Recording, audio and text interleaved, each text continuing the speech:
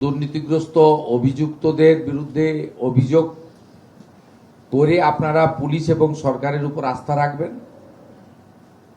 আমরা দুর্নীতিগ্রস্ত লোকেদের কাউকে নেপাল বর্ডার থেকে আজকেও একজন দুর্নীতিগ্রস্ত প্রাক্তন এমএলএ গ্রেপ্তার হয়েছেন, পুলিশই গ্রেপ্তার করেছে, এসটিএফ গ্রেপ্তার করেছে, হুগলি রুরাল জেলার পুলিশ গ্রেপ্তার করে নিয়ে এসছে আপনার কর্ণাটক থেকে, বেলগাঁও থেকে।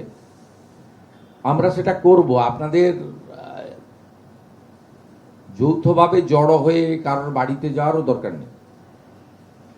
তো আপনারা যে উদ্দেশ্য নিয়ে আইনের শাসন প্রতিষ্ঠা করার জন্য আমাদের এনেছেন, পুলিশের উপরে আস্থা রাখুন। যেটা পুলিশের কাজ আছে পুলিশ করবে, যেটা পুলিশ পারবে না ইন্টারস্টেট আছে সিআইডি সাহায্য নেবে। এসটিএফ আমাদের টিম বানানো হয়েছে, তারা আধুনিক প্রযুক্তি ব্যবহার করে অভিযুক্তদের গ্রেপ্তার করবে। যাদের বিরুদ্ধে তথ্য প্রমাণ রয়েছে সবার ক্ষেত্রে তো আমরা বলবো না, এটা রাজনৈতিক প্রতিহিংসার প্রশ্ন নয়, সরকার এভাবে চলে না। তা আমরা দুর্নীতিগ্রস্ত লোকেদের বিরুদ্ধে ব্যবস্থা নেব। আপনাদেরকেও আমি গোটা রাজ্যের লোকেদের বলবো, ওদের বাড়িতে বা ওদের কাছে গিয়ে আপনাদের নিজেরাই বিচার চাওয়ার কোনো দরকার নেই।